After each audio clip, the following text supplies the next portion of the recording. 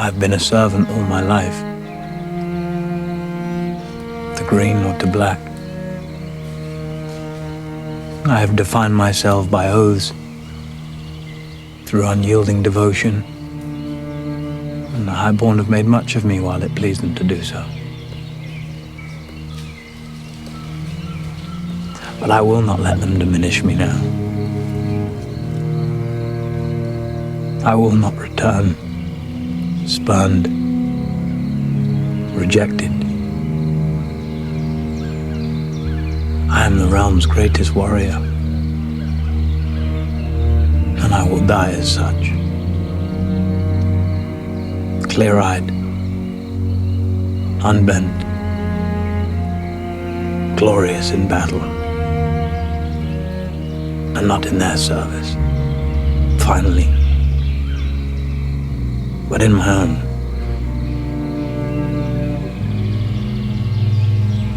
And they will sing songs of it.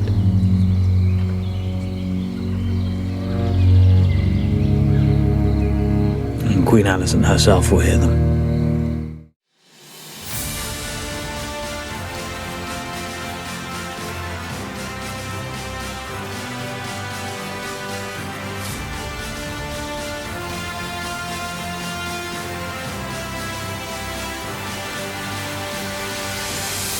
Welcome to the Unreal Hour.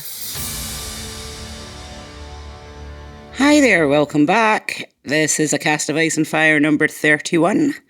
We are here to cover House of the Dragon Season 3 Episode 5, which is called Unbent and Unbroken. No, it's not. It's Unbowed and Unbent. Unbowed, Unbent, Unbroken, that's what's in your head. What's that, House Martell? Yeah, exactly. It's called Unbowed and Unbent. And they use the line Unbroken in there as well. I think Ormond does. But Unbowed and Unbent. It was written by Philippa Goslett and directed by Nina Lopez Corrado. Coming up in today's episode, we will be talking about Criston Cole's March to Death or Glory. There's been a murder. A joke for all our Scottish fans. And the Ghost of Harrenhal. We will also be discussing Rhaenyra's descent into Paranoia. So, overall thoughts, what did you think? It's a much better episode this week. Yes. What do you think in comparison to last week, or just in general it's building? I think in general it's starting to gain some momentum. Yes, I was feeling that. There was a definite feeling of it's building to something's happening. I thought it was going to be something happening with Cole and Gwayne and stuff like that. I was not expecting the Last Supper. But we'll get into that later. Yeah, so you can go first. What would you like to talk about first? Let's go with Larys. Right, cool. Let's talk about Larys first. So Larys wins the Oscar for the best speech of the episode. Oh, for sure. A few home truths there. It was really... It was great, wasn't it? Yeah. It was a really great scene. Will we hear the clip to get us in the mood? Yes. I must say, Your Grace. What? All this time we've been together. From the moment you were injured, in fact, flying drunk into a battle to which you were not invited. You've done nothing but whinge and self-flagellate with a tenacity I find astonishing. You, who had every advantage in life. You who had every chance to shine. Firstborn son, Prince of the Realm, the finest tutors, the finest knights, instructing you on the sword. A dragon so beautiful they named him after the sun itself. Mm-hmm. You could have risen to greatness, but instead you trampled your birthright in the mud. You lazed, reveling in mediocrity, fucking anything in sight and drinking yourself into oblivion with your sycophantic friends. His friends were losers. Tell him how you really feel, Larys. I will tell you the truth. Mm-hmm. You were a terrible king. But worse than that, you are a terrible man. Oh, yes. Coming from Larys Strong, that is the deepest insult. Well, yeah, I was going to say, if, Larys thinks that little of you, you've really hit rock bottom. Yeah. Bless Larys, he's tried. He's tried. He's held it together. He has, and I think, was it last week or the week before, I'd really praised his patience. Yes, you did. And he's now lost the patience. We finally reached the end of that patience thread. It's the straw that broke the camel's back there, isn't it? Because Aegon's been whining about Aemond, and he seems to be on a bit of a mission to die, isn't he? Yes, he's been reckless. He's just fueled by rage and revenge, and much like his sister, actually. But yeah, so that's a point. So there's that comparison there with Aegon and Rhaenyra, on the vengeance trail. But then there's also another parallel with Aemond and Aegon as well. And those scenes were back to back, so the juxtaposition of those two scenes was great. I bet you if you asked Helena as well, she'd probably think that Alicent loves her the least too. Poor Helena. I know, it's a battle for the least loved child. They're all just trying to get last place. Oh dear, that's quite bleak. It's very bleak. Oh, I think Daeron wins, Oh dear. The whole lot was great. We've also got the next part with Larys and Aegon where they meet Tyland. Yes. He is back, and Tyland and Larys are sort of going back and forth about what's the best course of action. And Aegon's just in the background there contemplating that he's a terrible man. Mm-hmm. And Sneaky Snitcher's having a wee listen. Oh, did you notice the creepy guy from last week, the one that you said was skulking about in the background? He was whispering to him something first before he went off and started listening in on them. Yeah, I thought he was a weirdo. Yeah, there's definitely something going on with him. It seems like Larys's words have had a really profound effect, though. Well, actually, it's funny you should mention it, because during the scene while he's giving that speech, Aegon's face is like, he's Aegon's pissed in a off, funk, isn't he? He is. He's pissed off, but he's like, I'm listening. Carry on. He doesn't try to stop him or interrupt. He's like, I'm going to take this on the chin. I don't like what I'm hearing, and I want to spit my dummy out, but he takes it on board and he obviously contemplates, and you see that more in this scene. So I quite like just going back to before Larys gives his speech, Aegon screams, "Stop telling me what I can't do." He's such a big baby. He was proper having hissy fits all over the place. Yeah. And then so back to where this guy discovers his crown and who he is. And he's... I mean, you can blame Larys and Tyland for the rest of that. They were just talking about it all in plain sight. He seems to have an outlet for his rage. Yes. So, yeah, go Aegon. He's getting quite good at those rib stabs, eh? I know. You can call me your grace. Well, we power trip. Oh, okay. I don't think he's going to call you anything, but here we are. Gregor, is it?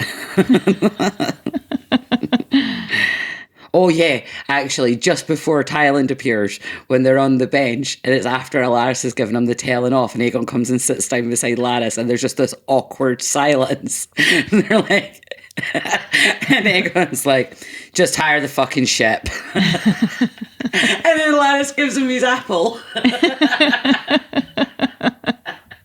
And that's when Tyland appears. What fucking ship?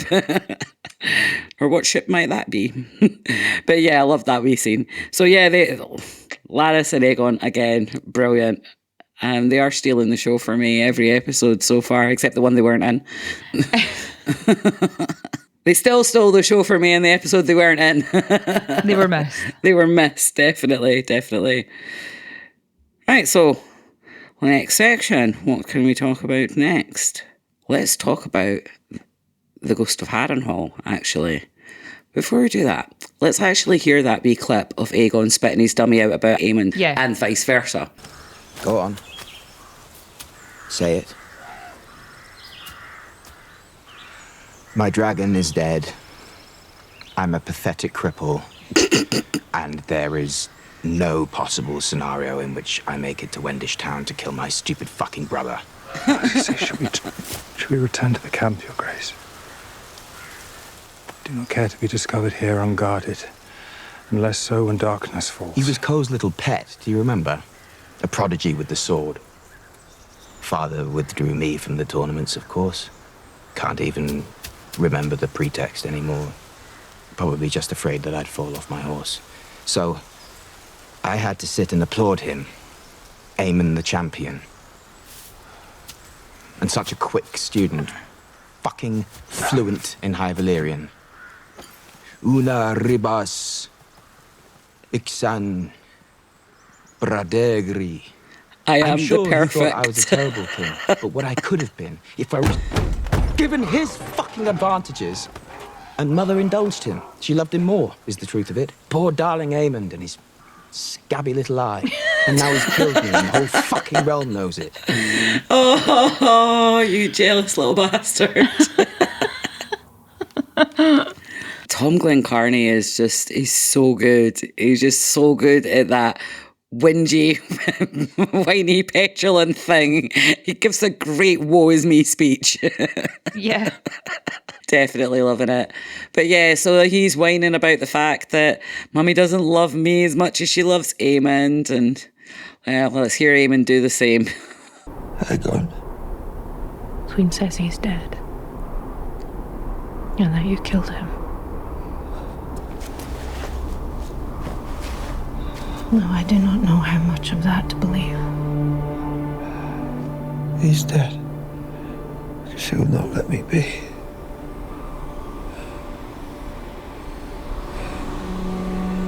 He tormented me.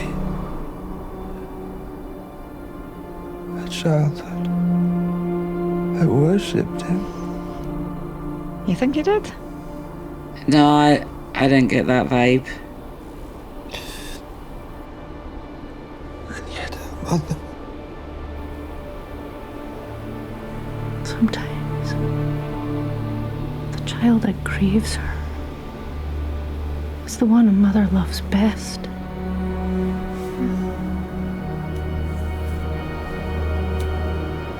Who are you? One that has been grieved. So much to unpack there. It's all a matter of perspective, isn't it? Yeah, so let's start with unpacking Aemond. And yeah, perspective. He didn't come across like that. He came across like he kind of thought his brother was a bit of a knob and didn't deserve, like I'm thinking about him just before he claimed Vhagar, when he was like, you should shut up and just get on with it because that's your job. I'd do a much better job. Yeah, I mean, from the show as well, I didn't get, when they were kids, like way back in season 1, I didn't get the vibe that Aemond worshipped Aegon. No, I mean, there was definitely a bullying thing going on there. That is undisputed. But it didn't come across that Aemond was being bullied by his hero. Yeah, I agree. It's like a wee revelation there. Maybe it's something he didn't know until that moment. Yeah. Until he found out he was, well, dead, quotation marks. Yeah, I suppose I could get on board with that. There's certain things I've realised about myself back in childhood that I didn't know then, but I know now. I can look back and go, God, you're a wee arsehole. So yeah, perspective. But also that thing that Alys said about one who has been grieved, that seems like she's saying that was a mother. Yeah. That's what I took from that. The line was, sometimes the child who grieves is the one who's loved the most. Yeah. Who are you? One who has been grieved. So maybe she's talking about Harrenhal as her baby. Maybe she's talking about the weirwoods as her babies. Yeah, I mean there was. Maybe she just means the grief of losing. I don't know. Well, the rumours were, like, I mean, in the book, it's never really been mentioned in the show, but they talked about her potentially of being a wet nurse to the strong boys, like Larys and, what's his name? Harwin. Yeah. And then it says, but Mushroom says she's way older than that, and she was actually a wet nurse to Lionel Strong. for her to have been a wet nurse, she would have to have been pregnant at some point, but there's no sign of any child, so that's a tragic tale. But she's talking about a child that grieved her. So she's ooky spooky. Like, it could mean, I don't know. She's just being Alice, talking in riddles. Yeah. We love her. We absolutely do. Let's hear her have her moment. I'd have known we were expecting guests. I would have made up the beds. Looking for Aemond Targaryen, the Kingslayer. Yes, there's been a horde of you since the ungrateful queen announced her bounty. Well, you won't find your quarry here. But she's no better. There's an old man who churns the butter, but he's blind in both eyes. And the boy who feeds the horses. And then there are the ghosts. It seems you've not learned the history of this place. Of the laborers who built it. Who died here. In chains.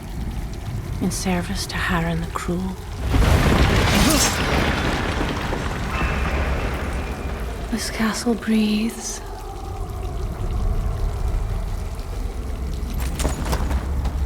She swallows the greedy, the heedless. Her founding stones were watered with the blood of men. And she's always thirsty.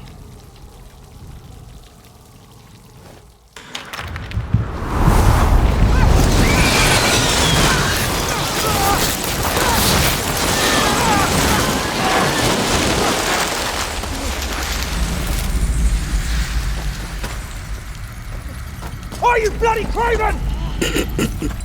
I'm with a craven. Fuck this place! Yep. Yep, him too. Oh, wow. That was terrifying. That was so spooky. Hats off to Gail Rankin for the acting in that scene. She has got her witchy vibes on point. She has. Definitely. Love the bats. That was so cool.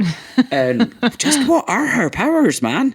Like, what? I mean, like was that just like good timing?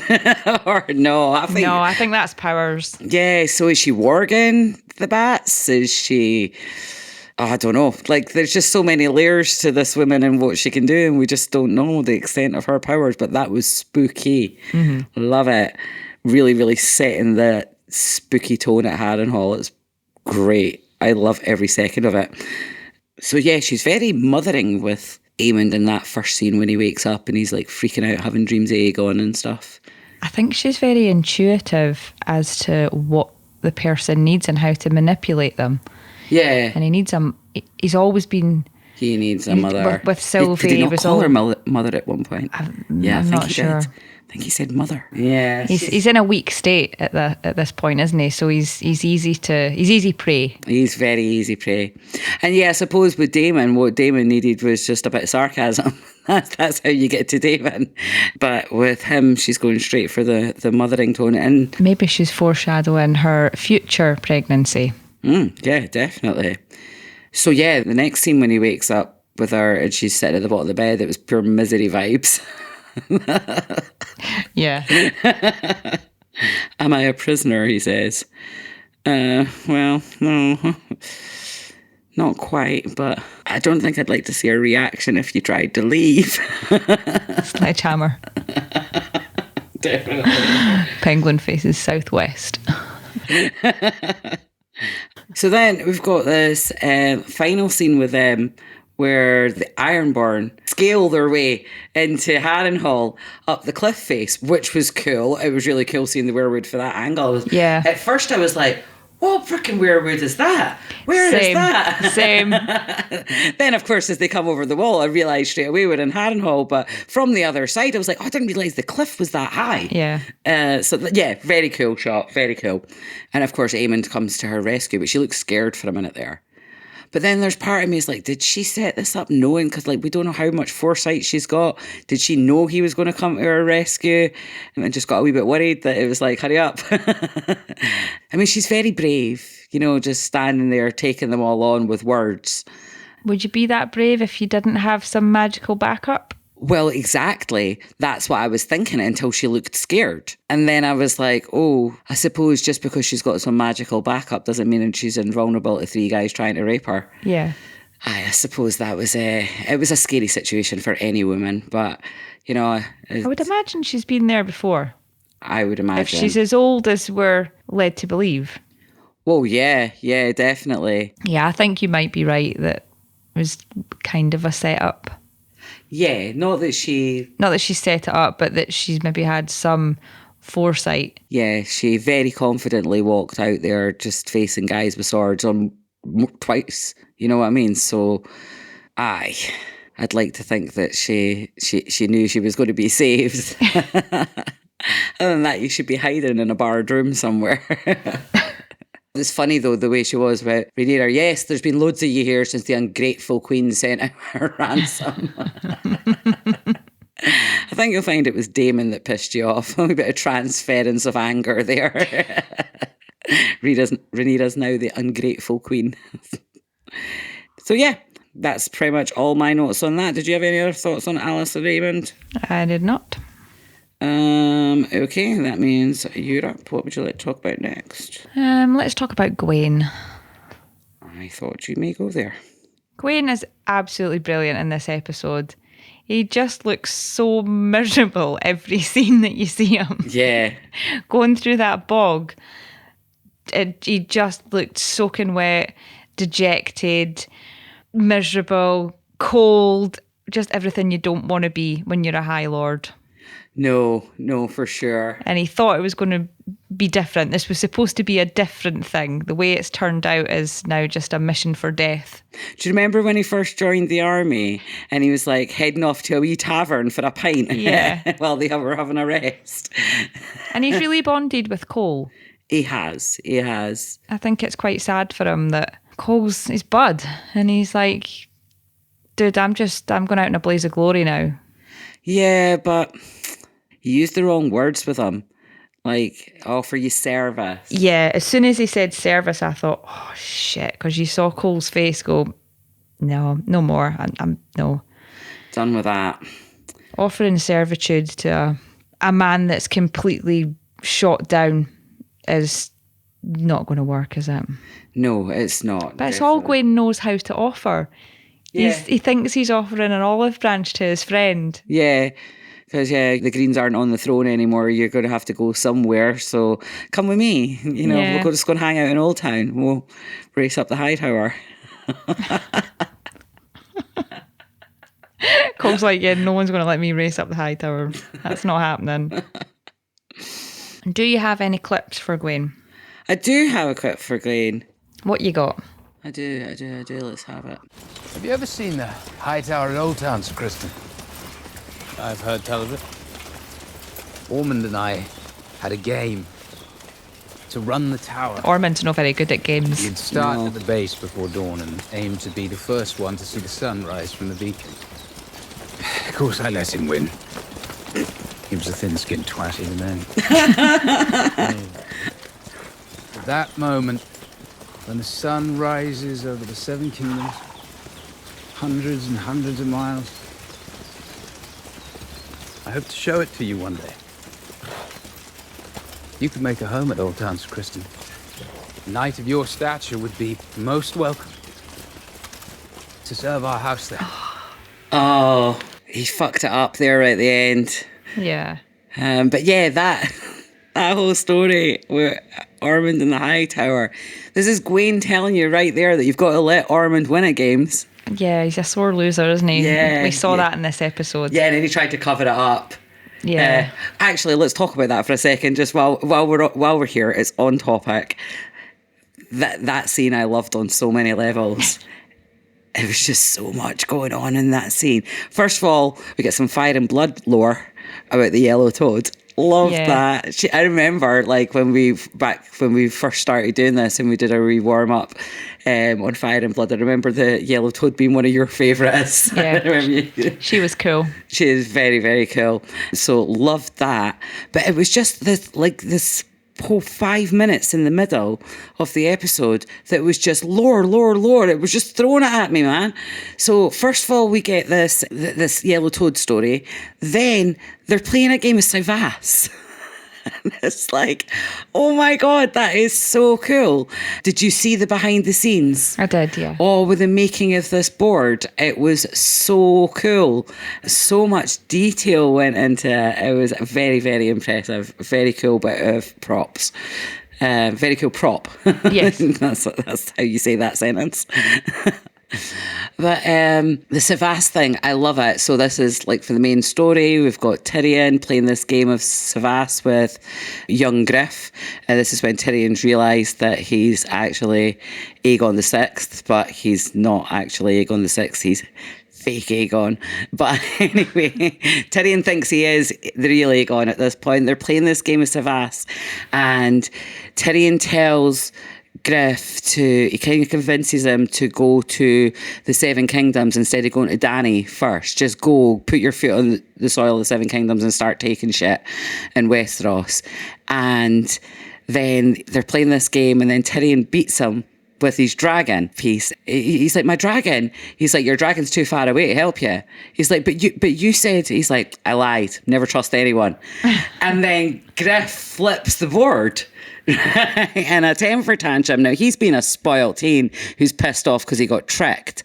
Aemond is the same, but he tries to cover it up as a teachable moment, and it's like, never apologise for victory. I just thought it was very reminiscent of lots of family game nights. When my kids have been younger, and Monopoly boards have been thrown. Scattered. Well, not thrown, but scattered. It's kind of the way Aemond kind of grabs his hand as well when he makes him scatter the board with him. The two of them just like total control situation. The coercive control there is off the charts. However, they have introduced Savas far too early in the timeline. In the main story, the Savas is new to Westeros at the time that Tyrion and young Griff are playing it. It's a game out of Volantis. So a wee lore discrepancy there, but I will forgive it because the board was really, really cool. They put a lot of work into it, and the scene was great too. But the other thing that I really loved about this scene, the third lore drop, so we've got one from Fire and Blood, one from the main story, and then a third was the coins from A Night of the Seven Kingdoms. Oh, is that what they were? So, well, no, they're not those coins specifically, but the idea. So in the Mystery Night, spoiler alert, very minor spoiler alert though, Dunk comes across some coins that were minted for Daemon Blackfire. Mm-hmm. So it's a little nod to that as well. I just felt it was 3 nods to the 3 different franchises in the same scene. Really loved that. So that was great. I was like, watching the episode, quite the thing, and then it gets to this scene, and I genuinely ended up pausing it for about an hour and a half while I was looking stuff up and reminding myself of stuff and cross-checking against my memory. And I was just like, oh my God, this is insane. It's just so much lore in one scene. So absolutely loved that scene. Anyway, back to Gwayne. That's what we were talking about. We were talking about Gwayne and Criston and their little march to death or glory. Although I think Cole's the only one with that sort of mindset. Yeah, I got the vibe that Gwayne's not going to stay with Cole. No, definitely. He doesn't intend to die there. No, did you see him packed up at the end? He looked like he was leaving. So I got the impression that from his chat and previous chats, he's going to head to Ormond now. Yeah. At Tumbleton. Yeah, that's it. He's decided he's going to Tumbleton. This is futile. Yeah. So, loved the whole guerrilla tactics thing that they had going on at the beginning. It didn't last very long. It was completely turned on them. Actually, I really loved that opening scene with the Riverland army. And it's really funny, actually, because it's episode 5 and Roddy the Ruin, we still don't actually officially know his name. No. He has not been introduced to us yet.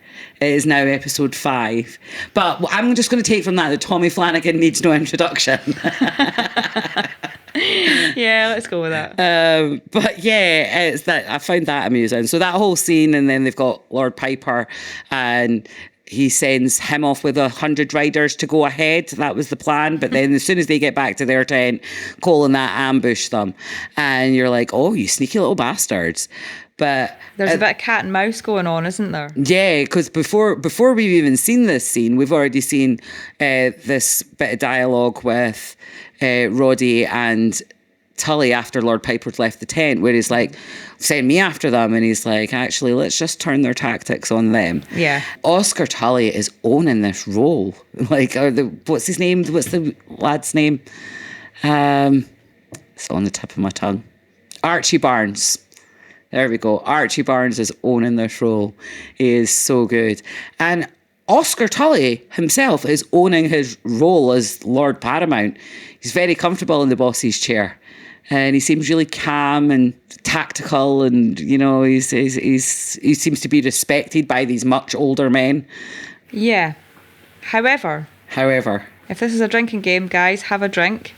In the book, take a shot. Actually, Grover Tully isn't dead yet. No, he's not.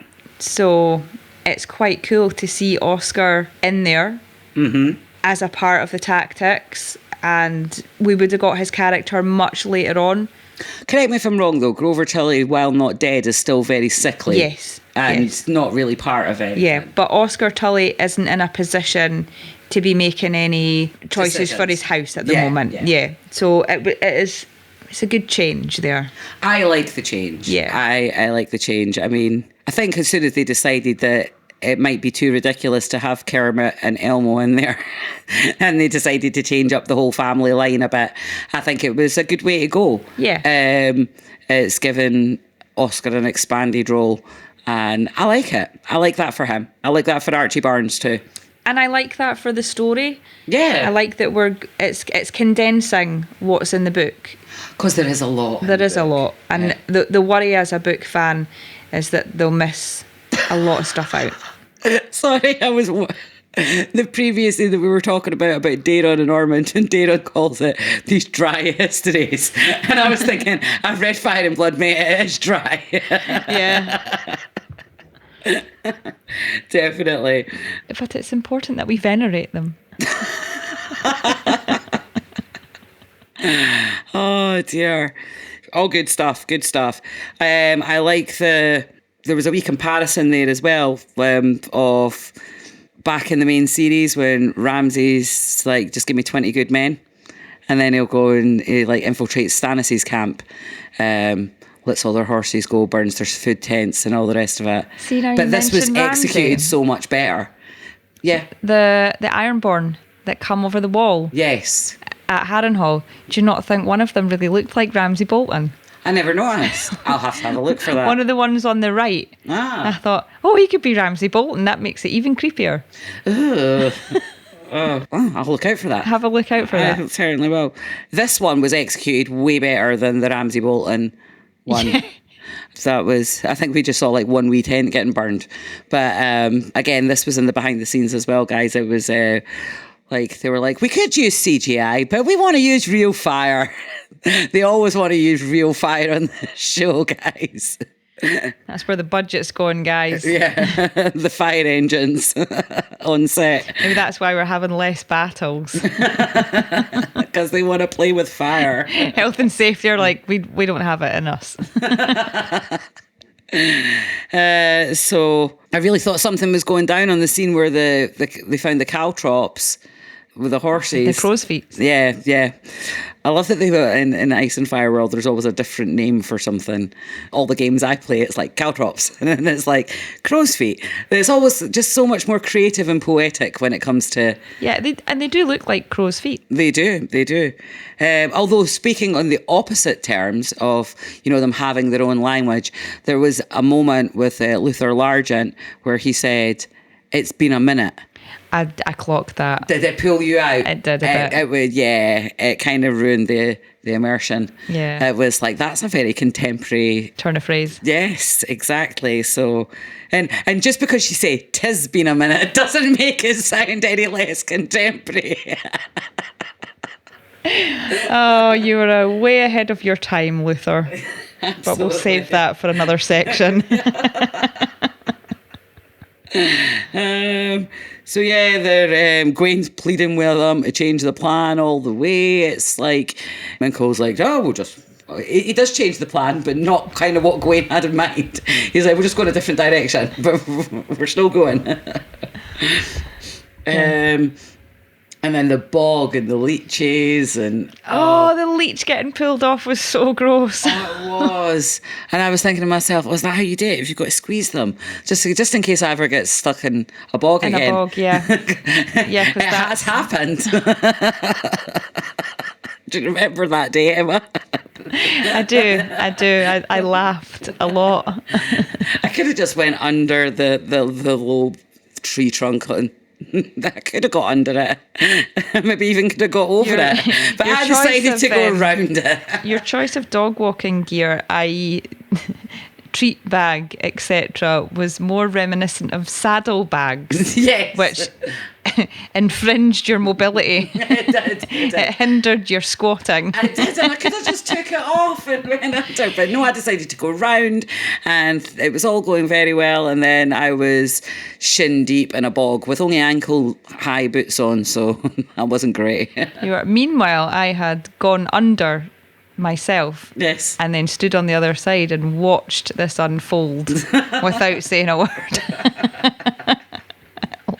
There were no leeches though, thankfully, but just in case, you just never know. We do go wandering in the woods and go off path sometimes, and if we ever did come across some leeches, now I know you've got to squeeze them off. I loved your confidence here that you feel you would be doing any of the squeezing or removing of the leech. No, I'll be like, get it off me, get it off me. Yep, both hands in the air. Jazz hands. Jazz hands. She does not lie. So anyway, yuck and cool at the same time to the leeches. Broken bridges all the way. Do you know that I actually laughed out loud at the broken bridges? I don't know why. I don't know if I was just delirious by this point, desperate for a battle to happen. But I'd laugh out loud at the burnt bridges. That's really silly. I think I said, and laughed out loud. So I've got one more Gwayne clip. It is pretty much his last speech of the episode. So let's hear it. Perhaps this is the best we could have hoped for. We've made our mark and returned alive. To Tumbleton, just perhaps. a little tear down his cheek. Yeah. Find out what Aemond has planned. I thank you for your offer, Sir Gwayne. But my path is set before me.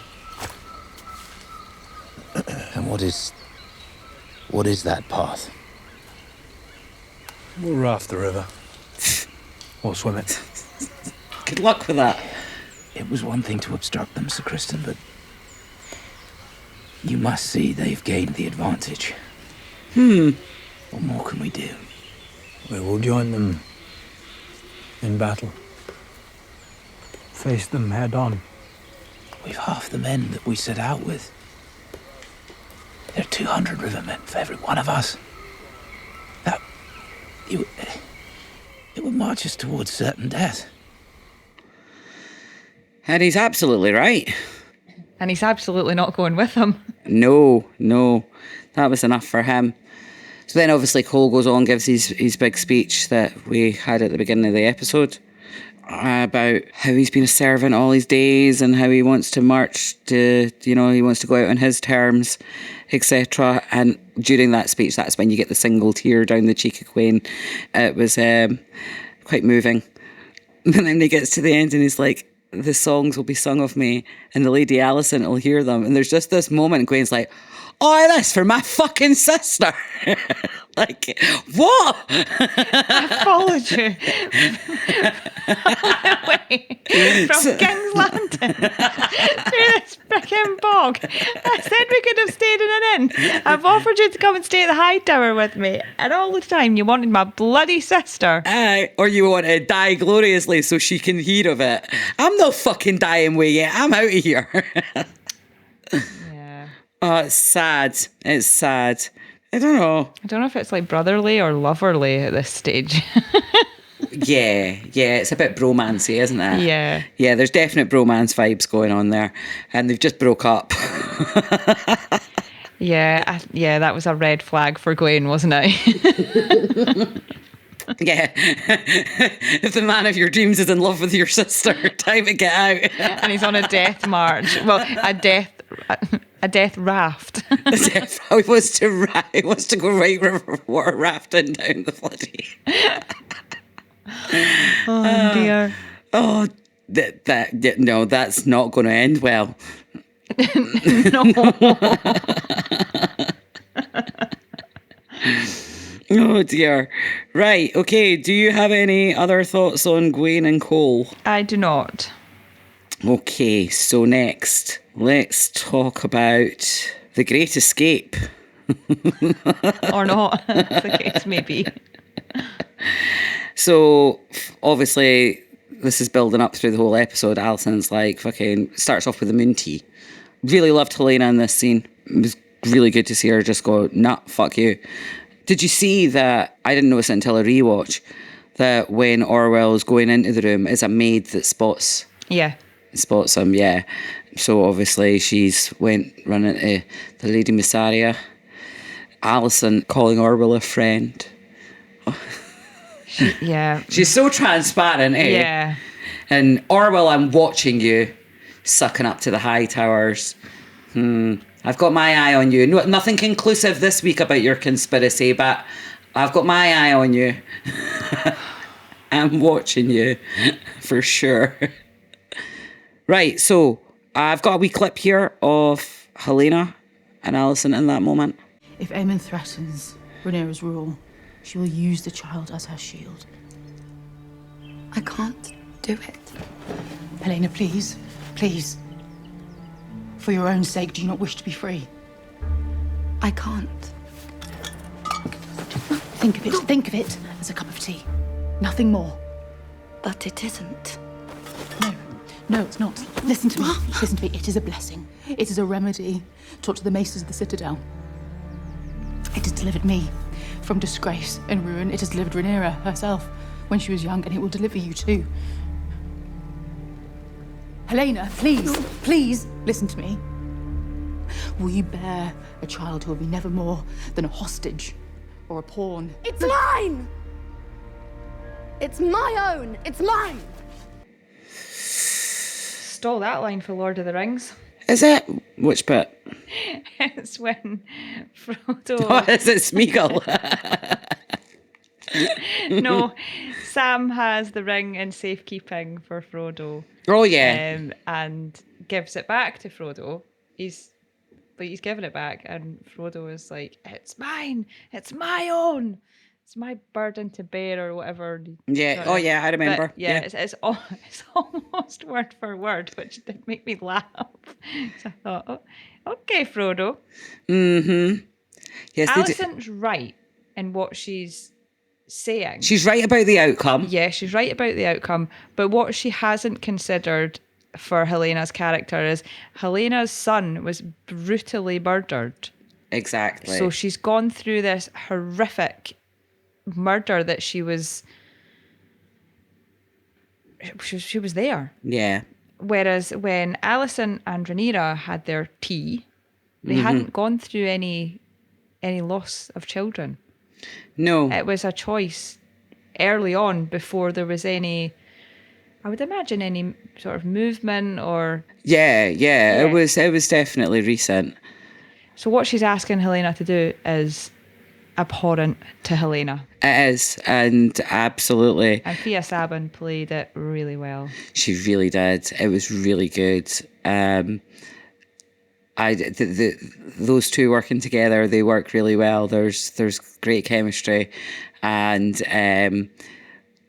the scene was very, had me on the edge of my seat. Like at one point, I thought she was actually going to force feed her. It was like, oh my god! But good on Helena for sticking to her guns. However tragic it may end. So that's a big FU to all the people that were saying a few weeks ago that Helena has no agency. Yeah. Keep watching. This girl's, she's got agency. So yeah, Missaria comes in investigating because she's heard from the maid. This scene with Alicent and Mysaria was hilarious. Alicent going, "Oh, right, I took a lover. It's mine. It's fine. I'll just drink it now. Better get on with it." It's a difficult thing. But best get on with it now. Yeah. She's such a bad liar. It's so bad. And Mysaria acted like she bought it, but her face was like, "No, I'm not buying this." But who am I to argue with the queen? But I love that Mysaria asks about her lover and is like, was he a lord or a commoner? Or perhaps both? Well, she knows exactly who it was. Because why else would you say that? A lord and a commoner. That's Criston Cole. That's no one else in the story. Yeah. So, yeah, she knows. She knows. Rubbing her wee face in it. Did you see it in the next scene? There was just a tiny wee scene. No dialogue, nothing happened. Just Alicent sitting with her wee hot water bottle. Yeah. Obviously, that did not agree with her tummy. Wow. So what else? We got the next scene with them in the garden. First of all, sidetracking again for more Easter eggs, the caterpillar thing. Mm-hmm. So the caterpillar's there. Jaehaera reaches out for it and Helena's like, don't touch that. The caterpillar eats the nightshade, which would be deadly to you and I. Mm-hmm. So nightshade is the poison that Pycelle claims that Tyrion stole from his stash at Tyrion's trial for Joffrey's murder. So, I mean, Joffrey was killed by a poison that we think was the Strangler. I don't know if it's made with nightshade, though. I thought nightshade's one of the ingredients in the essence of the Strangler. Uh-huh. But yeah, just another nod back to the main story, the nightshade thing and it being a poison. But then there's also something going on here with Helena and the caterpillars and the butterflies. And do you not think that maybe first Helena talking about this thing with the butterflies in the book a couple of weeks ago, and then this thing with the caterpillars again in this episode are both bookending the reveal of Helena's pregnancy? And I feel like this is a beware the butterflies thing. It's mail or I don't know, unless it's going somewhere and there's going to be some sort of poison involved in Helena's future because she's now got that caterpillar in her room at the end of the episode. So are we foreshadowing here or are we sending George a message? Because there's something going on. It's very off original story for me. Yeah, I have no I mean, idea. Helena's whole plot, a lot of Helena's plot is off story. But this thing with the butterflies is like, it really had me, well, I had you wondering a few weeks ago and you highlighted it then. And now I'm seeing this thing with the caterpillar today and I'm like, what is this about? Is this a beware the butterflies nod to George? Is this something that's going to, are we watching out for something in Helena's future?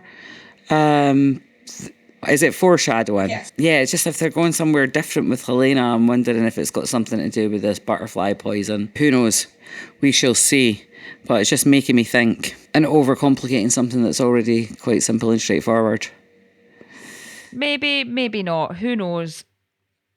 So anyway, they have this chat and she's like talking about Jaehaera. Oh, we'll get Jaehaera later. It's fine. It'll be cool.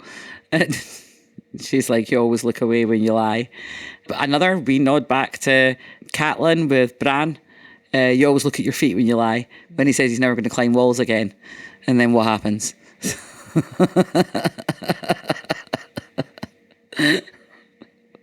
So, I mean, he climbed the wall fine. It wasn't the wall that was the issue, or his climbing skills. No, it was nothing to do with his climbing skills. It was all Jaime Lannister. Yeah. So the maid outfits are as bad as the capes.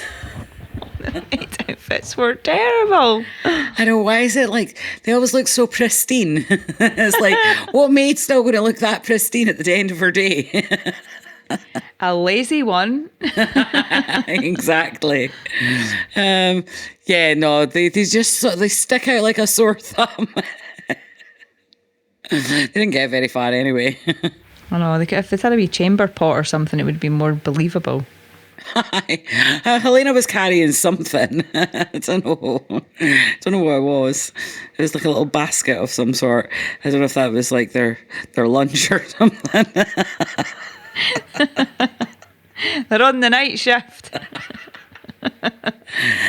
Oh dear. I just love that moment with Mysaria just standing there waiting for them. I've got a really good clip actually of Alicent and Mysaria. I heard tell of the White Worm. years ago. She dealt in secrets and extortion, and I knew men who feared her. She had the cunning to play all sides, not just lapdog to the Queen. These are rich words in the mouth of a Hightower. I simply urge you to think of yourself. There is good in Rhaenyra, but the crown is a weight that crushes. She's not any Plotto, is she? No, she's desperate. And she reeks of Rhaenyra will desperate. do in the end what she has to do, and what she has to do will be dire. There is only one who can walk that path with her, and she chose him long ago. She knows what Daemon is. There have ever been two sides of a coin. As much as she may deny it. She's also right. Yeah. Her attentions may be on you now.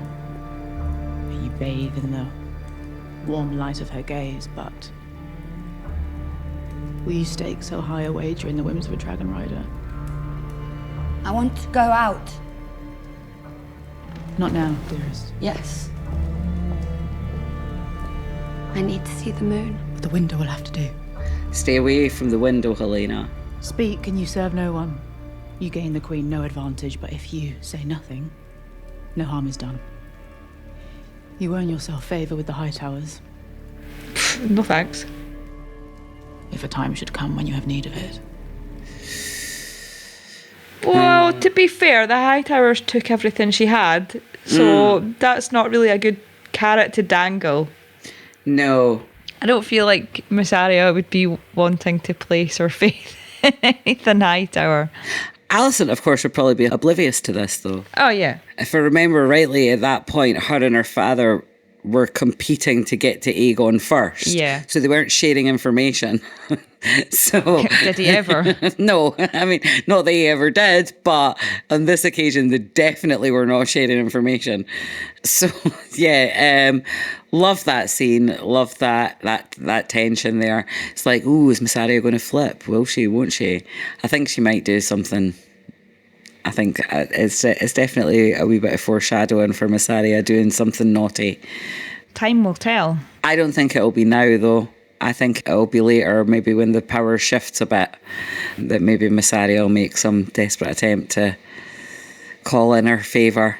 Save herself. Yeah, well, I mean, we'll find out, because if she's not going to call in the favour later, she'll tell Rhaenyra everything by the next episode. You know what I mean? Yeah. So that's interesting.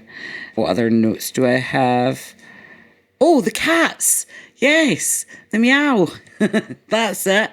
I love that there's cats everywhere this week instead of rats. That is so cool. Very cute. Very cool. Apart from in those passageways. Yeah, exactly. It was a cat that's sort of sensed there was something on the other side of the wall. Yeah. Or Helena recognised the cat going, there's something there. Although I'm a bit confused as to how there was a draft if the tunnel's sealed up.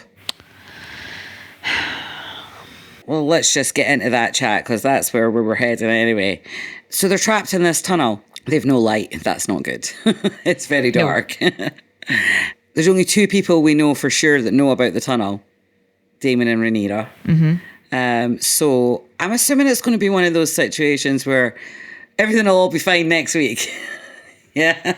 They might be trapped in there for a little while, but they're going to go, they've disappeared. And Daemon's going to go, let's check the secret tunnel. Or Rhaenyra's, Yeah, maybe this is when Miss Arya says they were trying to escape.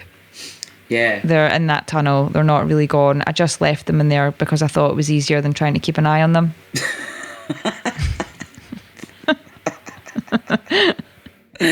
Oh dear, that's funny. But yeah, they're clearly there's a guard on the door now after their earlier escape attempt. I'm assuming there's a guard outside, so there's very few options as to where they could have went, and two of their captors know about the tunnel, so I assume it's all going to be wrapped. But it was a nice, a really spooky way to end the episode, but drama for the sake of drama. Emma's rolling her eyes. Yeah. Do you not like that scene? I just thought, why? There's other things that could have been going on. Yeah, I agree for sure.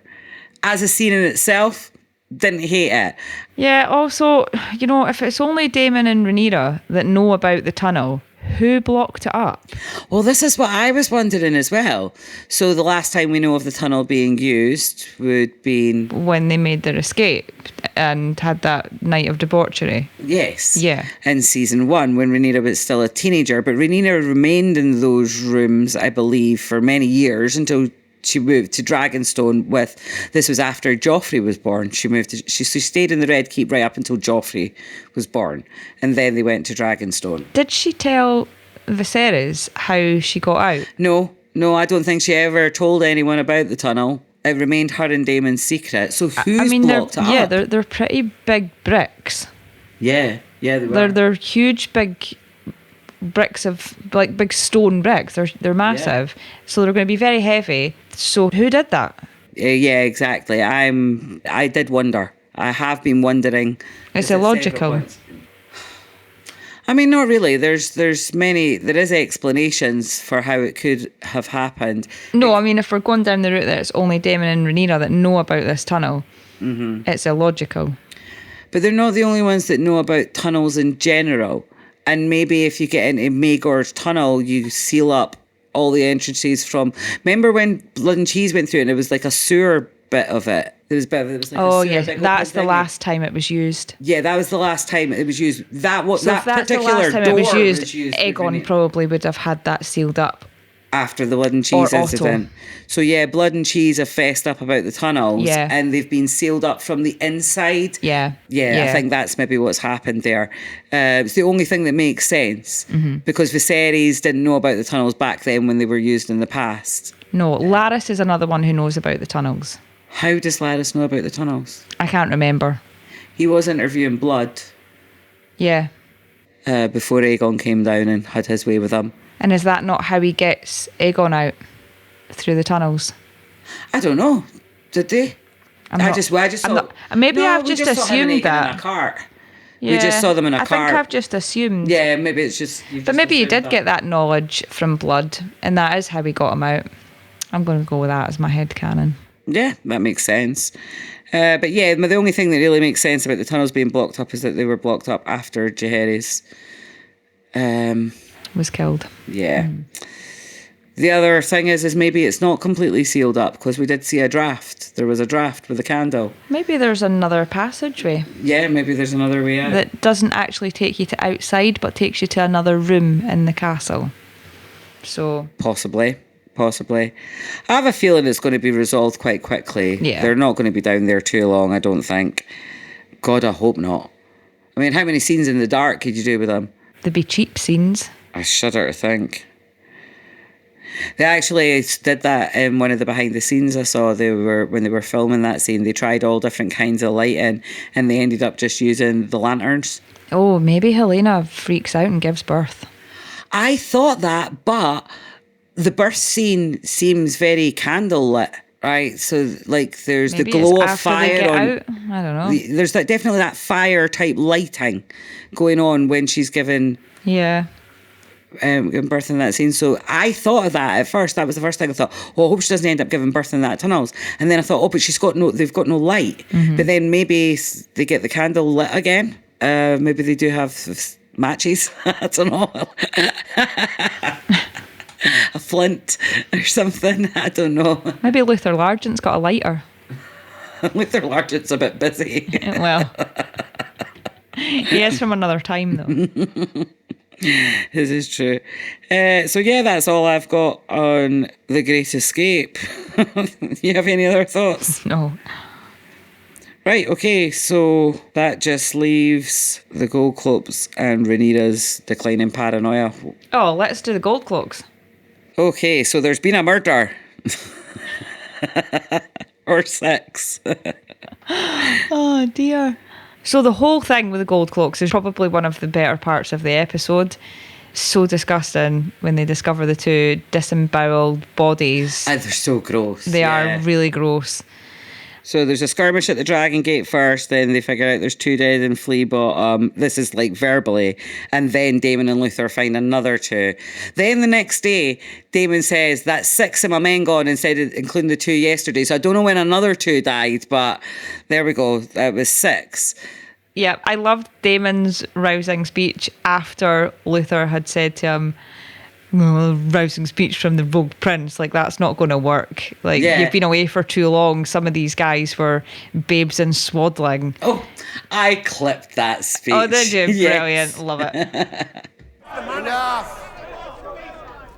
You and I are the protectors and keepers of the greatest citadel in all of Westeros. The governing seat of a mighty realm. Without the city watch, without us, these streets would echo with the cries of insurrection.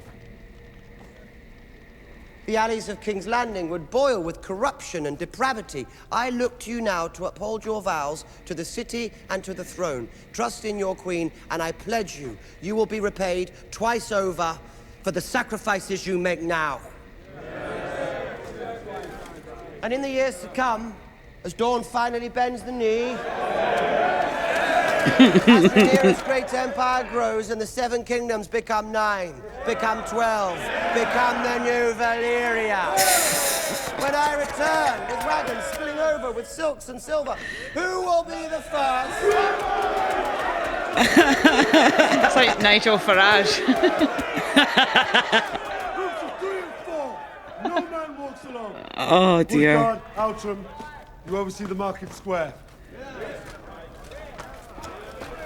It seems the Lord of Fleabottom has not been altogether forgotten. Oh, yeah, no, great speech, Damon. Great speech. He's getting a bit carried away with himself, like, become the new Valyria. Yeah. What the fuck do these guys get here about the new Valyria? They're just on the cheating bandwagon at this point. Yeah. It was real good. Real good. So yeah, when Damon's giving her that, when they find the first bodies, just before he finds the first bodies, he's literally telling Luther Largent to just humour her. Like, about Rhaenyra. It's like, you know, you're like, you can do what she wants without like getting too excited about it. Right? Just calm it down a bit. Just humour her, man. Show a bit of temperance. She's having a hard time. Then we've got, when they find the body, there's a wee girl in the street who runs off and goes to the other guy. We've seen him before. I can't think when. Pass. I feel like it was in the first episode with like Aemond or something. So like Aemond sent him to King's Landing. I swear. The smelly one?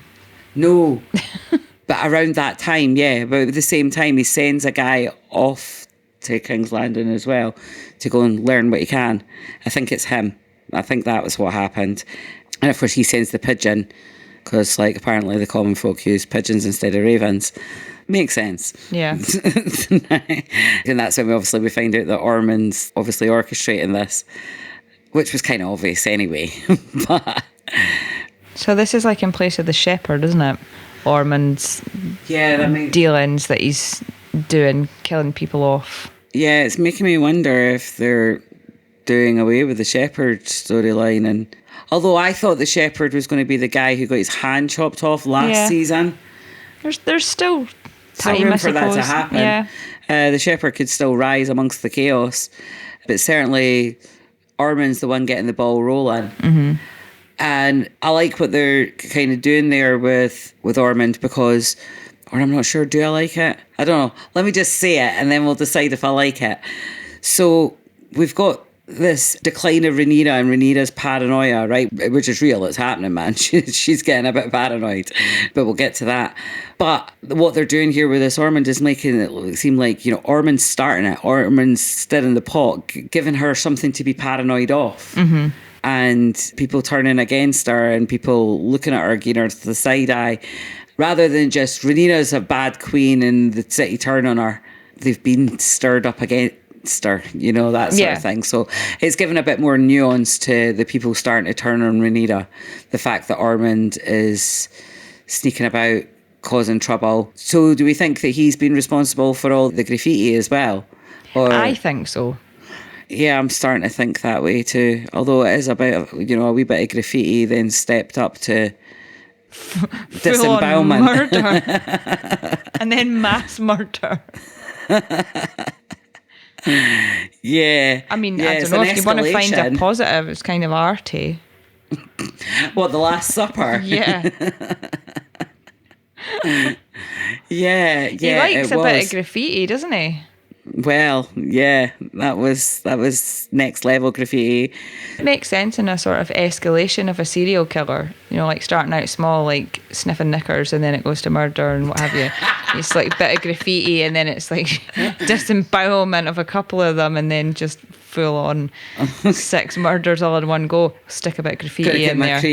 Let my creative juices flow here, and he has an MO. There's a graffiti. I mean, but it's got to be bigger than just this one guy, or even his wee crew. I mean, how did they get into the Gold Cloaks barracks to do that, to the head honcho? And it's a quick way to put a lot of characters into one character. And what they've shown is that he's a mastermind and a lunatic with connections and with a lot of money, so he can pay people. I mean, everybody there's starving. They're going to want to just, I'll do that for things they wouldn't probably normally do to survive. Yeah, that's very true. I'm just thinking logistically. I mean, I think what I was thinking was... He's a couple of 100 miles away. How's he doing that? No. Well, when I was talking about the one guy, I'm thinking about the guy, the pigeon guy. All right. Right? And it was because he's the man on the ground in this situation. So is he... were they playing cards or something? They're not going to be like Varys and his little birds, though. Yeah, possibly. But still, managing to get into the Gold Cloaks barracks and commit a slaughter like that, right? Like, 7 or 8 of them? My bet would be on money. Well, maybe it's some Gold Cloaks. Yeah, maybe, because they've not been paid either. No, exactly. The ones that are like, they were cheering along, but in the background they were going, I still want my fucking money. Yeah. I mean, killing your boss isn't the best way to get paid. Just heads up, guys. But I digress. So I'm wondering if there's some Gold Cloaks involved in this, because, I mean, it seems like quite a big job, so maybe it's an inside job. Moving on. So yeah, that's worth considering. But if it's not, if the rest of the Gold Cloaks turn up and are completely outraged and in the next episode, this guy's got some skills, man. He sent the right man. Yeah. So yeah, very, very interesting. Feast for traitors, nod to a feast for crows. There's still going to be a lot of green supporters. Yeah. That are keeping quiet and want to get the revenge. Well, yeah, I was thinking that, like, at first I was thinking the graffiti might have had something to do with some of the highborn that were maybe at the rat feast when the graffiti started. But now it's like, okay, was it this guy for Aemond that's been doing it? Maybe it's a bit of both. Random I think people it's with a opinions. lot of fingers and a lot of pies. Yeah. A lot of pigeon pie. Yeah, but this one particular job, I mean, the murders in the streets were one thing, but to do it in the barracks and to have time to set up and stage the bodies like that without the fear of getting caught. Well, maybe they did have fear of getting caught, but they didn't get caught. That's the point. And how come it's Daemon that discovers this and not another Gold Cloak? Where are all the rest of the Gold Cloaks? So, what's going on? What's that face? That face is no shade to the actual writer of the episode, but just it wasn't written by George. So I just feel it's going to be full of plot holes because George is an exceptional one-off writer. You didn't get many plot holes with George. No, you don't. So everything matters. Because they've changed the way this is happening now to move, I'm convinced it's to move Gwayne. Yeah, because Gwayne's supposed to be in King's Landing and has... like Luther Largent's meant to kill him.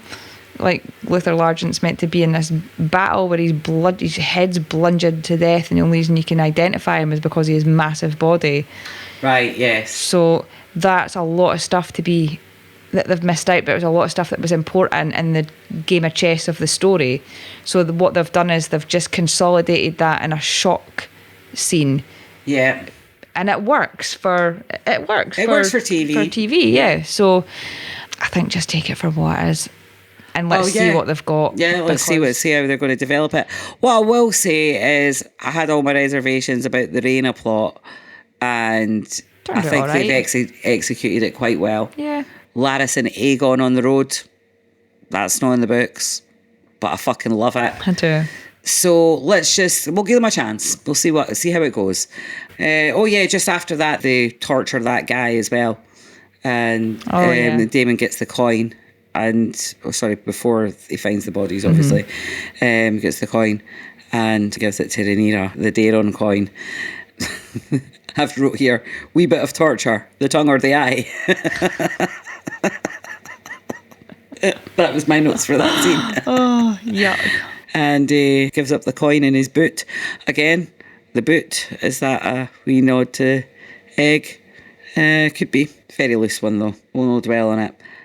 Right, so that just leaves Rhaenyra's spiralling paranoia. So firstly, she's obsessed with Vhagar. Yeah. Like, they're talking about the gold cloaks. Everybody's like, Daemon and Missari are having a bit of an argument about it. And she's just like, keeps bringing us back to Vhagar. Has anybody seen Vhagar? Does anybody know which way Vhagar went? Do you know what? See, in fairness to her, though, she's the queen and no one's listening to her. No, they're not. And Daemon's throwing stuff about and not listening to her at all. She's sat at that table and everyone's all having their own conversations. They're not wrong to focus on what they're focusing on. They are, in the respect that she's in charge. Yes, no, you're right. And they're not respecting her position. Yes. That's where I was going with that. And she knows it. Yeah. So the directions they want to go in might be the right ones, but it should be respected, the direction that she wants to go in, because there might be she might want to deal with it. If they did deal with Vhagar, they're getting rid of a massive adversary. Yeah. And it makes sense to Rhaenyra. But no one's respecting what she's saying because they're all looking at her going, it's just revenge. Yes, it is just revenge. But you wouldn't say that if she was a king. No. You would just carry it out. So she's wrong, but she's also being disrespected. Yes. Which is inappropriate given her station. Yes. And given what everybody's just fought for to put her in that position. Well, yeah. None of it makes any sense, and it's no wonder there was civil war. Well, exactly. What I did love about this scene was Torrin Matterley and Sabbath of Frey whispering like at the back of the classroom. Yeah. I almost expected someone to go, shh. Daemon just gives them that say it out loud so as the whole room can hear. Yeah. Yeah. Daemon was definitely playing the teacher in that role, staring them down until they stopped talking. But yeah, so all of that's going on. Nobody's listening to her. Daemon's going, like, he's outright just defying her. And she's going, I'll send Daemon. Because Adam points out that Bella needs a rest. Mm-hmm. And I'll send Daemon. He's like, I'll go when I've dealt with this. And do what you're fucking told, right? Just do what you're fucking told, Daemon. But yeah, so obviously he storms out the room and she goes after him. I've got that clip there, so let's have a wee listen. Have I somehow found myself back on Dragonstone? That my voice must again compete with yours? On the contrary, I pledge to fulfill your command, just later. I'm in no mood to jest. What does it make of me if you will obey me only at a time and place of your own choosing? You are the queen. I act in your interest. Good. My interest is Vhagar. Mine too, but we have time enough. Aemond is afraid. He has fled once already before you. We are in no danger. There is treachery somewhere, and I seek to uncover it. What you seek is revenge. Gods know, I do not grudge you that, but revenge may wait. At this moment, there is a disturbance in your city, and you, yourself, are its likely cause. I did not ask Sir Luther to be brutal. You need not have asked him anything at all. Will you let yourself be rattled by vapid taunts, by the painting of stripes on tavern walls? They are more than taunts. They are an insult to my sons. A challenge to my very legitimacy. You are the Queen of Dragons. Your strength is your legitimacy. Yes. Everything he says is true, but everything she says is true as well. But except for there's treachery somewhere. That just sounded paranoid. Yeah. Like, obviously, people are going to be against you, Rhaenyra, but... Well, I don't know. I think it's a fair comment. Oh, yeah, is it really paranoia if they are all out to get you? Yeah. No, it's not. They are all out to get her. They are. They are for sure. So, yeah, you can totally understand why she thinks there's trouble brewing. There is trouble brewing, and they're trying to tell her about it, and she's ignoring them, and she's going, I want Vhagar. And she's like, but they're out to get me. There's trouble brewing somewhere. I've got to seek it out. I've got to find it. We're telling you about the trouble. You're not listening. So there is that. Yeah. And then there's her avoiding Joffrey. Yeah, that's sad. Yeah. What's going on there, do you think? Do you think that's the grief stuff? That's I'm going to have to sit down and have a chat with him about his brothers. Yeah. And she's just not ready for that. That's sad. It's very sad.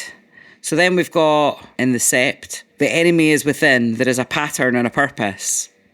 Daemon's like, true gods have no need of septons, nor do we. The gods have turned from me. Daemon's face here, when she says that, he's like, oh my God, crazy bitch.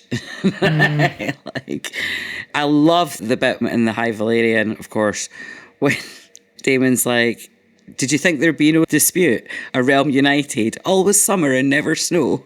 And his voice goes really high, like, always summer and never snow. And he's just absolutely ripping the piss out of her. The tone was quite hilarious. I mean, honestly, my first watch, I zoned out and went on my phone. My second watch, I fell asleep. It was a very long High Valyrian scene. I'm normally okay with that. Yeah. And very respectful of how difficult it is for the actors to learn that. And I'm usually reading the subtitles. Yeah. But I don't know what it was. I just zoned out. No, well, it turned out it was a great scene. So he also says you're a woman. So, of course, there's always going to be people against you. She then is like, where's Aegon? Where's Aemond? Where's the gold? Where's the fucking army? Right? Like, this is all fair comment. And then she goes, something stirs against me, something crouched, something formless. I feel the dread of it. It's like, whoa, that's dark. Yeah. That's getting dark. Huh? And then he says to her, these are men only. And she's like, well, then why can't you find them? True story. And then she attacks him and it's like, oh, you're Daemon Targaryen, blah, blah, blah. They sing songs about you and you can't sort this out. You're like basically just saying you're rubbish. And he just gives her a look, like, and he smiles at her and he's like, I know what you're trying to do here. You're just trying to hurt me because you're lashing out. That's okay. I'm going to let you have that one. And he just walks away from her. And then he says, you're more than this. Ouch. Burn. Wow. So yeah, very intense stuff there. But you do see the declining paranoia of Rhaenyra, and next week she'll be like, my enemies are in the walls. Well, they are.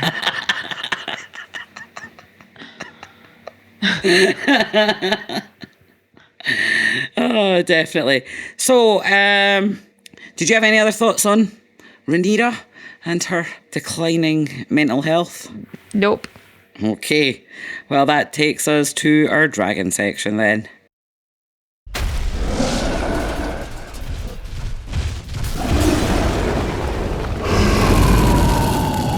Which is a very, very small dragon section this week. What is even in it?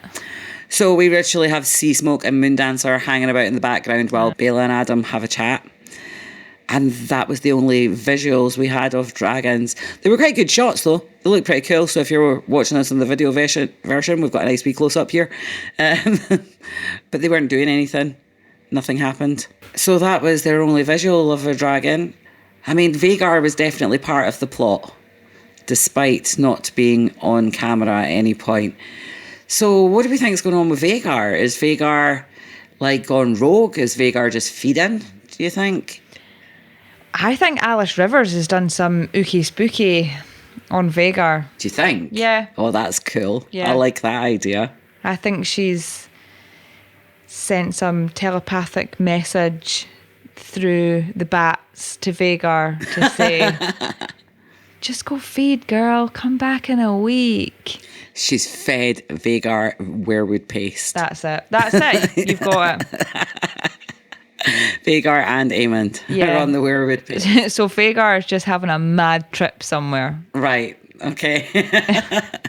I mean, it's not burning towns or anything, just farms at this point. What's the name of the farm? Wendletown or something along those lines. But yeah, so who knows what's going on with Vhagar. I love that idea that Alys has done something to Vhagar, because it's not normal dragon behaviour. Dragons normally stick around with their rider, etc. And when they are riderless, they usually go back to wherever they were born. The dragons all... And it's kind... I don't think George would like this, right? Because it's intrinsic to George's story that the dragons behave in this way. So this is why the cannibal and sheep stealer and grey ghost all hang around Dragonstone, because that's where they were born, right? So they all hang around Dragonstone. Drogon, when he leaves Daenerys, he goes back to the Dothraki Sea where he was born. This is how dragons behave. And Vhagar going off and doing her own thing doesn't fit in with George's dragon behaviour. But if Alys Rivers was messing with her in some sort of weird side plot show canon, I could probably get on board with that slightly. It's the only thing but that works. not that the dragon's just doing this by itself. It doesn't make sense. Nah. Wendish Town. I did write it down. Wendish Town. Daemon says dragons need to eat. That's Daemon just explaining it away. Maybe Daemon's right. Maybe that's all it is. Maybe the dragon is just heading off for eating. But I noticed that, like, Aemond is in complete disbelief that Vhagar's gone. Like, well, she would never leave me. Nope. And Aemond is gravely wounded and recovering at this point and bonded to this really old dragon who knows her shit. Yeah.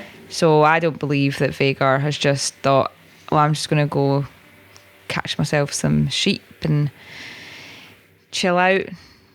No, I don't. And she's massive. Like, yeah, She would be protecting Aemond while he's in a vulnerable state. You would think, yeah. I think so. Yeah, I'd find it hard to believe that she would just... It's got to be Alys. Alys has got to have done something. And I love the weirwood paste didn't lady. fuck off when Daemon was in a similar state. No. So definitely worth considering. I think that's it for dragons then. That's all we really got to say. That's all they really gave us to work with. To be fair, what they gave us for dragons, I'm surprised we managed to get a conversation at all. Yep. Okay, so that takes us into R.I.P. In this episode, first of all, we said goodbye to Lord Piper, who absolutely did not see it coming. Who the fuck was Lord Piper? It's the one that Criston Cole killed in the opening ambush scene. I know nothing about that, dude. So that was it. That was Lord Piper. Rest in peace, dude. Rest in peace. So sorry, I didn't know who you were or anything about you. What a way to go, man. Yeah, I only know your name because of the closed captions. That's sad. What? Killed by the greatest warrior that ever lived. Maybe he'll be in the. On your gravestone. Maybe he'll be in the song. Maybe. Rest in peace, dude. Who we got next? Next, we said goodbye to some Ironborn cunts.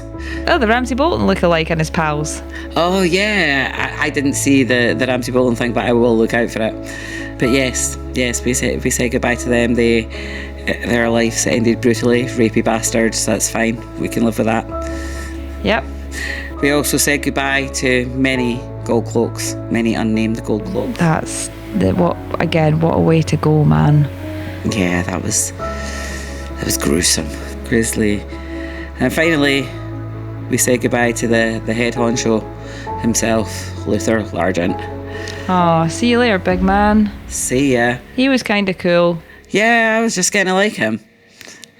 So sad to see him go. Rest in peace, dude. Rest in peace, guys. You got anything funny to end on? Because we usually end on laughter. I think leave that in. Like.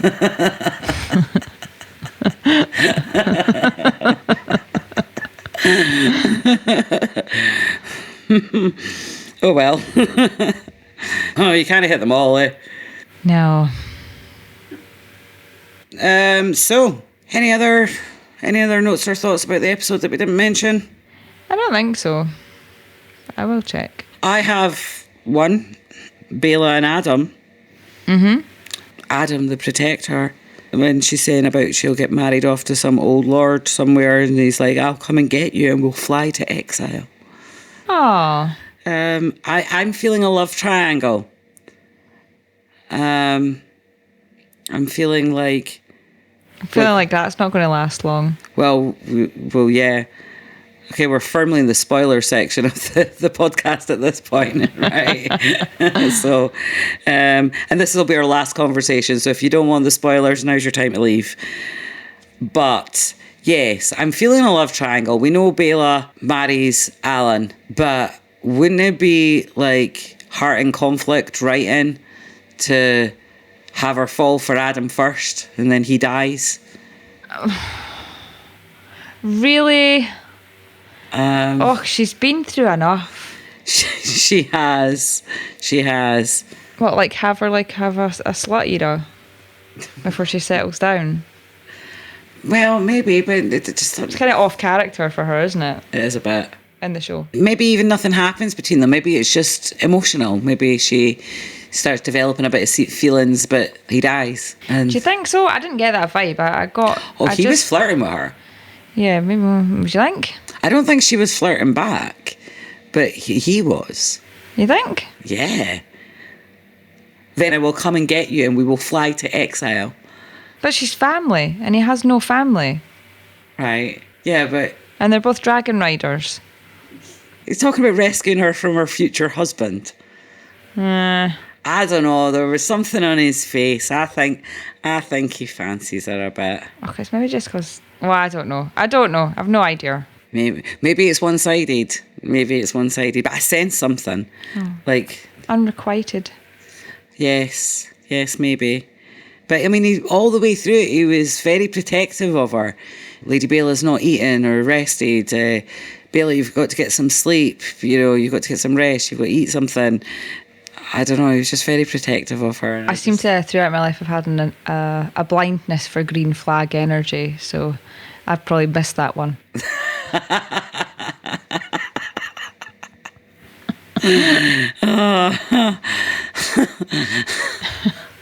Let's call it willful blindness. Stick that in the R.I.P. I'm not very good at spotting green flag energy myself. Well, you did there. I went in the real life. I can't even spot it in a fantasy world. Right. What else have we got? I don't have anything else. Everything else we've kind of mentioned all the way through. Mentioned throughout. Okay. So wrapping up, I have a final question for you. Okay. What do you hope to see from the next episode? Oh, good question. Definitely a battle. There has to be a battle. I want to see Butcher's Ball. I want to see Butcher's Ball. I want to see Aegon take some power back instead of whinging. I want to see Sunfire open his eyes at the very least. Yeah, I want to see Sunfire open his eyes.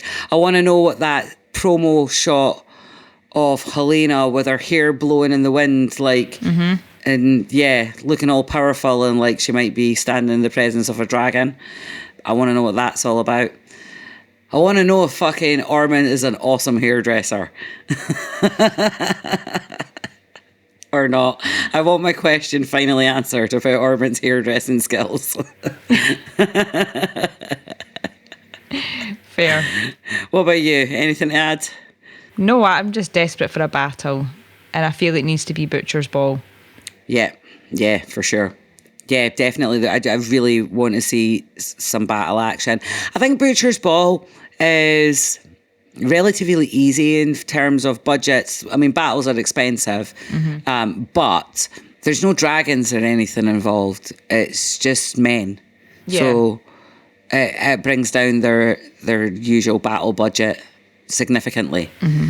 So I'm expecting some good stuff. I'd like to see some great battle choreography next week. Yeah, for sure. I want to see some iconic book moments happen. We've had a lot of variation on the script, which I'm not against. not all of it. And I'm happy to roll with it. But I want to see them circling back round to those book moments. Yeah, let's have some book action, please. Yeah, definitely. So that's our hopes for the episode. Coming up for us, I've been working on that legitimacy video that has been promised. I'm halfway through it. I'll be diving back into editing that once I've finished editing this. So should hopefully get that to you by the weekend, maybe the beginning of next week. And it is the 30th anniversary of the release of the first book. Cool. On the 1st of August. So to commemorate the date, as we have a book versus show anniversary special that we did a couple of years ago for our first anniversary as a podcast. So I'm going to revive that, make it into a video version and get that out to you guys to commemorate the anniversary of the first book. Cool. I'm not making any promises about getting it out for the first. It's a very tight deadline and I have to live. So unless I'm like chained to the computer desk for the next 2 weeks, I'm not making any promises. We'll see. It will be out within the week of the first, let's say. And we'll still be here every week to cover your latest House of the Dragon episode. So until then... If you want to get in touch, head over to theunrealhour.com. You'll find all our episodes and social media likes there. Give us a like, follow or subscribe. You can also leave us a voice message. We might even feature it on the show. Or you can email us at talk@theunrealhour.com. And don't forget to check out our YouTube channel. We've got new videos coming soon. And don't forget to subscribe while you're there. And if you love what we're doing, you can support the show at patreon.com/The Unreal Hour for ad-free episodes, early access and exclusive content. Or you can buy us a coffee at buymeacoffee.com/The Unreal Hour. Every little bit helps to keep the show running. Thanks for listening. Until next time, keep it unreal.